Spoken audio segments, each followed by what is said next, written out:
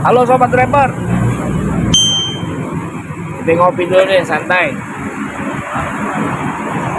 Hari Minggu sunyi senyap, ditambah traffic lo ya. Oke, konten kali ini aneh nggak mau bahas perojolan, pengen nyampein perunek-unekan tentang masalah timnas kita tuh kemarin gagal AFF. Oke, mungkin di sebagian kalangan sepak bola nasional nganggap AFF itu nggak penting, melihat performa tim nasional senior yang udah mulai bisa sedikit bicara di Asia, mulai dari yang kemarin AFC U23, terus yang kemarin lagi World Cup qualifier ya, round 3, round 2, ditambah kita bisa menang lawan tim-tim yang superior di Asia atau mengimbangi lah, walaupun kemarin ada kesandung kan lawan Chinese ya. Kalau Jepang udah beda level. Tapi yang sangat disayangkan itu kita tuh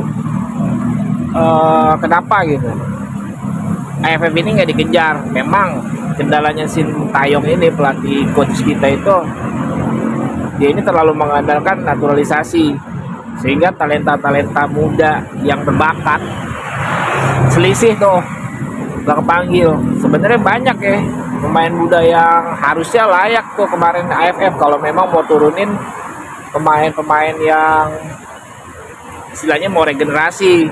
Jangan yang model-model kemarin yang diturunin. Regenerasi mah regenerasi, tapi kita punya marwah wibawa juga di ASEAN. Ingat, kita kan belum punya trofi AFF, sama kayak Belanda belum punya trofi World Cup. Bisanya tuh cuman runner up, juara 2. Ini sangat disayangkan banget. Yang saya kecewa tuh lawan Laos ya. Laos bisa ngegolin 3 loh waktu seri 3 sama. Terus yang kemarin lagi kita kalah lawan Filipina. Memang kualitasnya itu jauh. Kita turunin U22 dan mereka mengandalkan tim-tim seniornya karena masih menganggap AFF ini prestis ya, masih bergengsi gitu. Beda dengan Indonesia yang seakan-akan kayak ngeremehin dengan alasan regenerasi. Seharusnya kita juga punya ambisi juga gitu, turunin minimal yang berkualitas bagus lah. Jangan kayak tim yang kemarin diturunin di AFF 2024 ini, passing salah, tahan bola salah, pressing kagak ada, pada jalan. Ada tuarkan Fikri gerasa kerusuk. Terus juga lini forward ke atas, penyerangan ke atas juga ciptain peluangnya minim. Udah gitu ditambah tim seniornya nih yang main di senior itu attitude-nya nggak baik, indisipliner, kartu merah lah 2 kali. Marcelo Ferdinand sama kemarin Ferrari. Ini gimana coba?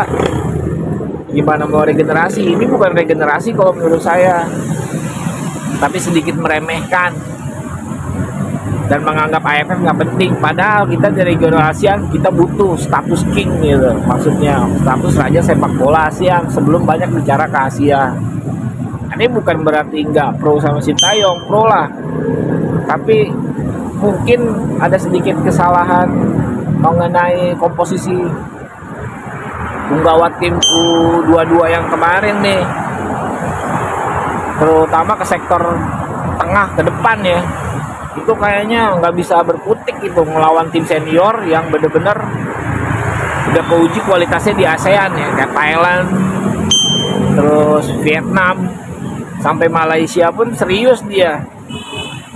Memang yang balik lagi yang di awal tadi saya bilang ya, kita itu nurunin tim-tim yang U22 dan mereka nuruninnya tim senior. Di atas lapangan itu ketara, beda pengalaman itu. Pengalamannya penting gitu, jam terbang, menit bermain, caps lah istilahnya kalau di tim nasional. Cap main di tim nasionalnya itu semuanya masih minim, kecuali yang beberapa pemain yang udah ngerasain timnas senior ya, karena faktor usianya masih muda jadi masih di bawah Sintayong. Tapi sekali lagi nih, di atas lapangan mengecewakan lah, apalagi yang kemarin 2 kali tuh lawan Laos, lawan Vietnam itu udah agak membaik tuh. Hanya kita itu belajar defense tuh kalau lawan Vietnam, geraknya nggak ada. Terus yang kemarin lawan Filipina itu bener-bener kacau mainnya, di kandang sendiri, supporter udah banyak.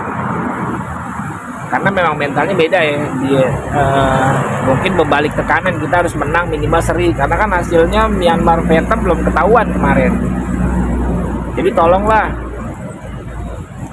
dengan adanya hal-hal seperti ini kan ranking FIFA kita makin turun lagi. Walaupun ini bukan schedule resmi FIFA ya, tapi kemarin dapat informasi kan ini grade-nya udah naik, mempengaruhi posisi ranking dunia kita. Walaupun nggak ada di kalender resmi FIFA. Nah ini juga alasannya kenapa klub-klub yang pemain diaspora kita itu menolak untuk dipanggil gitu, pemain-pemain kita. Harusnya Coach Sintayong ini lebih jeli lah, nggak usah ngandelin tim naturalisasi terus, diaspora terus, tapi talenta yang berbakatnya bener-bener, jangan yang kayak kemarin. Mungkin dia punya sudut pandang tersendiri ya, tapi kita kan sebagai insan sepak bola yang sering ngamatin liga-liga nasional nih, itu tahu seharusnya tuh Ramadan Sananta, Egy Maulana, Malik Rizaldi itu harusnya tuh dia main tuh. Kenapa yang kayak begini nggak dipanggil gitu? Dan yang lain-lain tuh yang bagus-bagus gitu, talenta muda, kenapa yang kelemar-kelemar kayak begini yang dipanggil-panggilin? Saya paling expect sama Dodi Pamungkas doang, itu bagus itu calon jadi gitu. Selain yang tim nasional biasa ya, kayak Arhan, Asnawi, Rafael Strike. Nah yang saya expect tuh cuma kipernya tuh Cahya Supriyadi sama Dodi Pamungkas. Kadek Arel tuh walaupun bagus tapi masih sering error ya, error persen gitu.